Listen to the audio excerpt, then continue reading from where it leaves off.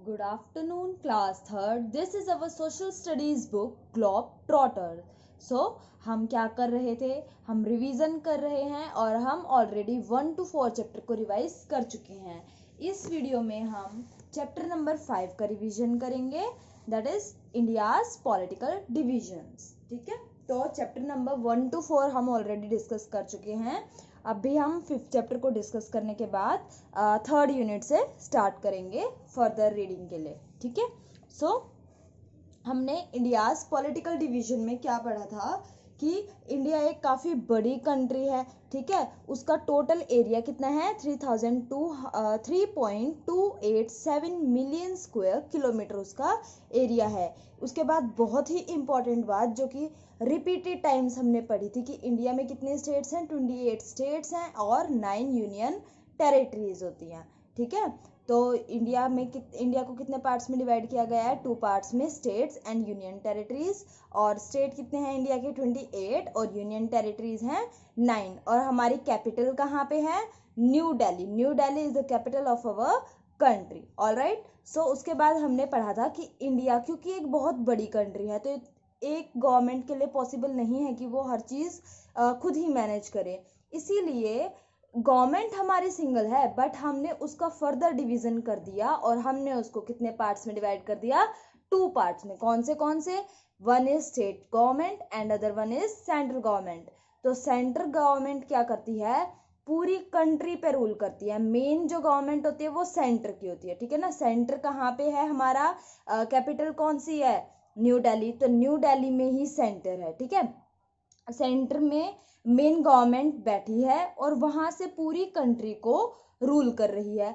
उसके बाद सेकंड जो डिवीजन है वो है स्टेट लेवल पे. ठीक है ना, तो स्टेट लेवल पे कैसे डिवीजन है? हर स्टेट की अपनी अपनी स्टेट गवर्नमेंट है. ठीक है, हर स्टेट में एक गवर्नमेंट है जिसको हम स्टेट गवर्नमेंट बोलते हैं. तो सेंट्रल गवर्नमेंट क्या करती है? पूरी कंट्री पे रूल रेगुलेशन अप्लाई करती है, पूरी कंट्री को चलाती है. बट स्टेट गवर्नमेंट को एक स्टेट की जिम्मेदारी दी जाती है, वो एक स्टेट को रूल रेगुलेट करती है. और स्टेट से फिर कौन फर्दर पूछता है? Central government. हमारे पास तो नहीं आएगी कि तुम्हारे स्टेट में क्या प्रॉब्लम चल रही है, क्या ठीक हो गया, क्या न्यू तुमने काम किया है. वो किसके पास जाएगा? वो ऑफकोर्स स्टेट गवर्नमेंट के पास जाएगा. सेंट्रल गवर्नमेंट किससे जवाबदारी मांगेगी? स्टेट गवर्नमेंट से, क्योंकि स्टेट गवर्नमेंट आपकी क्लास में, आप ऐसे समझेंगे, क्लास में एक मॉनिटर बना दिया. ठीक है, एक अच्छा सा बच्चा होता है जो कि हर चीज़ में परफेक्ट होता है, उसको हम मॉनिटर बना देते हैं. तो जो क्लास इंचार्ज है वो पूछेगी कि क्लास में मेरे पीछे से किस किस ने शैतानी करी. वो सबसे शैतान बच्चे से तो नहीं पूछेगी क्योंकि उसको पता है कि वो क्या कहेगा, नहीं मैम मैंने तो शैतानी नहीं की. तो वो किसी एक जिसको ड्यूटी मिली है, ठीक है ना, जैसे डायरी मेंटेन करने की ड्यूटी दे दी या फिर चौक और डस्टर को संभालने की, अलग अलग ड्यूटीज हैं. तो अगर मान लो चौक और डस्टर गुम हो जाता है तो मैम जिसकी ड्यूटी होगी उसी से तो पूछेंगी ना कि बताओ भाई कहाँ पे है चौक डस्टर, ना कि दूसरे बच्चों से. दूसरों को क्या पता, जिसको कोई ड्यूटी असाइन की है वही तो बताएगा. उसी तरीके से सेंट्रल गवर्नमेंट ने स्टेट गवर्नमेंट को ये अथॉरिटी दी है, ये ड्यूटी दी है कि सेंट्रल गवर्नमेंट स्टेट गवर्नमेंट किसी पर्टिकुलर स्टेट को हैंडल करे. ठीक है, तो हमारी गवर्नमेंट कितने पार्ट्स में डिवाइड है, कितने लेवल्स में डिवाइडेड है? 2 लेवल्स में, that is central government and state government. Central government क्या होती है? सेंट्रल गवर्नमेंट को हम यूनियन गवर्नमेंट भी कहते हैं. यूनियन क्या होता है? इकट्ठा होना, गुट. ठीक है, यूनाइट, एक साथ. ठीक है, तो यूनियन का मतलब है सिर्फ एक, सिंगल गवर्नमेंट आप इसको कह सकते हैं. ठीक है, जो सेंटर में हो, पूरे देश में रूल करता हो जो. ठीक है, तो सेंट्रल गवर्नमेंट क्या करती है? पूरी कंट्री की देखभाल करती है. पूरी कंट्री में कोई भी प्रॉब्लम होती है तो उसको कौन देखेगा? सेंट्रल गवर्नमेंट देखेगी. और कहाँ से काम करती है? ऐसा तो नहीं है कि आज ये दिल्ली में है, कल ये पौंडीचेरी में है, कल ये लक्षद्वीप में. कोई एक पर्टिकुलर जगह होनी चाहिए जहां से ये रूल एंड रेगुलेशन को लागू कर सके. तो ये दिल्ली से, न्यू दिल्ली जो कि हमारी कंट्री की कैपिटल है, वहां से पूरी कंट्री को रेगुलेट करती है. हमारे प्रेसिडेंट, हमारे प्राइम मिनिस्टर और बाकी के सभी मिनिस्टर्स, उनके ऑफिसेज और उनके रेजिडेंस हमने क्या बताया था?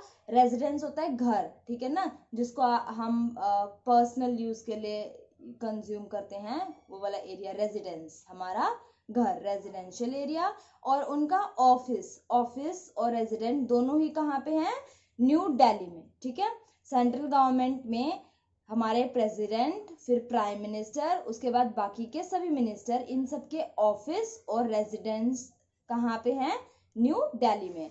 उसके बाद हमने पढ़ा स्टेट गवर्नमेंट देखो हमने देखा हमारे कितने स्टेट्स हैं, वी हैव 28 स्टेट्स, तो हर स्टेट की अपने अपने स्टेट गवर्नमेंट होगी, और स्टेट गवर्नमेंट क्या करेगी, स्टेट के जितने भी इश्यूज हों, जितने भी अफेयर्स होंगे, उन सब का ध्यान कौन रखेगा, स्टेट गवर्नमेंट ध्यान रखेगी, ठीक है। और ये कहाँ से काम करती है, it works from the capital of the state, state की कैपिटल से। हमारी स्टेट है हरियाणा, और हरियाणा की कैपिटल कहाँ पे है, चंडीगढ़। हमने पढ़ा था कि चंडीगढ़ क्या है, ज्वाइंट कैपिटल है Haryana as well as Punjab की। तो हमारा जो रूल रेगुलेशन होती है हमारे स्टेट के, वो कहाँ से बैठ के होती हैं, सारी चंडीगढ़ से, ठीक है ना। Governor is the nominal head, one more important thing कि गवर्नर कौन होता है, नॉमिनल हेड होता है, किसका, स्टेट गवर्नमेंट का, किसका, स्टेट गवर्नमेंट का। Governor is the nominal head of state government, यानी कि उसको नॉमिनेट किया जाता है गवर्नर को, ठीक है ना, उसका नॉमिनेशन होता है, जिसके बाद गवर्नर को स्टेट गवर्नमेंट की रिस्पॉन्सिबिलिटी दी जाती है। उसके बाद मोस्ट इम्पॉर्टेंट पर्सन, जैसे कि अगर हम सेंटर में बात करें तो फर्स्ट पर्सन होता है प्रेसिडेंट, ठीक है। उसी तरीके से जब हम स्टेट में बात करें तो फर्स्ट पर्सन कौन हुआ, गवर्नर। पर जब हम सेंटर की बात करें कि सेकंड पर्सन या मोस्ट इम्पॉर्टेंट पर्सन कौन हुआ, तो प्राइम मिनिस्टर। उसी तरीके से जब हम स्टेट की बात करें तो स्टेट में कौन हो जाएगा, चीफ मिनिस्टर, ठीक है, सेकंड पर्सन, यानी कि गवर्नर के बाद दूसरा आदमी जो सबसे इंपॉर्टेंट है वो कौन हो जाएगा, चीफ मिनिस्टर। कहाँ पे, किसी भी स्टेट में। और सेंटर की बात करेंगे तो सबसे पहले प्रेसिडेंट और दूसरे नंबर पे प्राइम मिनिस्टर, ठीक है ना। तो जो साइन करने की पावर होती है वो तो होती है गवर्नर के पास, और जो रूल रेगुलेशन या कोई भी बात बोलनी होगी, वो डिसीजंस लेने होंगे, वो कौन करेगा, वो करेंगे चीफ मिनिस्टर। किसमें, स्टेट में। जब सेंटर की बात होगी तो सभी डिसीजन कौन लेंगे, प्राइम मिनिस्टर। जैसे कि नरेंद्र मोदी को आप जानते ही हैं, है ना, तो डिसीजन तो लेंगे नरेंद्र मोदी, और फिर सिग्नेचर उनको लागू करने के लिए जो एक मेन साइन की जरूरत होती है वो कौन करेंगे, वो करेंगे हमारे प्रेसिडेंट, ठीक है। तो चीफ मिनिस्टर चीफ मिनिस्टर क्या हुए, स्टेट के सेकंड इंपॉर्टेंट पर्सन, ठीक है ना। तो चीफ मिनिस्टर और बाकी के जितने भी मिनिस्टर होते हैं, ये पूरे स्टेट में कैसे चीज़ों को लागू करना है, कैसे नियम कानून बनाने हैं, किस तरीके से कामों को करना है, वो कौन डिसाइड करेगा, चीफ मिनिस्टर और बाकी के मिनिस्टर्स, ठीक है। चीफ मिनिस्टर इलेक्टेड हेड होते हैं, इनको चुना जाता है, ठीक है, उनका नॉमिनेशन होता है, और किनका, गवर्नर का नॉमिनेशन होता है, और चीफ मिनिस्टर का क्या होता है, इलेक्शन होता है। इलेक्शन हुए थे ना अभी पीछे, तो कौन है हमारे चीफ मिनिस्टर, मनोहर लाल खट्टर, ठीक है। तो चीफ मिनिस्टर कौन हुए, elected head of the state government. बहुत इंपॉर्टेंट बात है ये कि हमारे चीफ मिनिस्टर कौन है, मनोहर लाल खट्टर, और वो कैसे इलेक्ट हुए हैं, ही इज इलेक्टेड हेड, ठीक है ना, उनका इलेक्शन हुआ है, इलेक्ट किया गया है उन्हें, और तब वो स्टेट गवर्नमेंट के क्या हैं, चीफ मिनिस्टर, हरियाणा की स्टेट गवर्नमेंट के, ऑलराइट। उसके बाद हमारे 28 स्टेट्स थे, तो उनके नाम क्या क्या हैं और उनकी कैपिटल, ये तो आई थिंक आपको अच्छे से याद हो गई होगी। अगर नहीं हुई है तो अभी वीडियो खत्म होते ही सबसे पहला काम क्या करना है, आपको राइट डाउन नहीं करना, लर्न करना है। जिस वर्ड की स्पेलिंग ना याद हो वो हम राइट डाउन करेंगे, उसके अलावा लर्न करेंगे, ठीक है ना। स्पेलिंग देखेंगे कि मुझे किस वर्ड की स्पेलिंग याद नहीं है, और जिस वर्ड की स्पेलिंग याद नहीं है वो हम याद करेंगे और साथ में लिखेंगे, और स्टेट और कैपिटल को हम रिवाइज करेंगे, ठीक है। जिसको याद है वो रिवाइज करेंगे, जिसको याद ही नहीं है वो पहले याद करेंगे, उसके बाद रिवाइज करेंगे। सो उसके बाद हमने पढ़ा था कि Rajasthan is the largest while Goa is the smallest state of India. बहुत इंपॉर्टेंट बात थी कि राजस्थान कैसा है, लार्जेस्ट स्टेट है हमारी कंट्री का, और गोवा सबसे छोटा स्टेट है हमारी कंट्री का, ठीक है।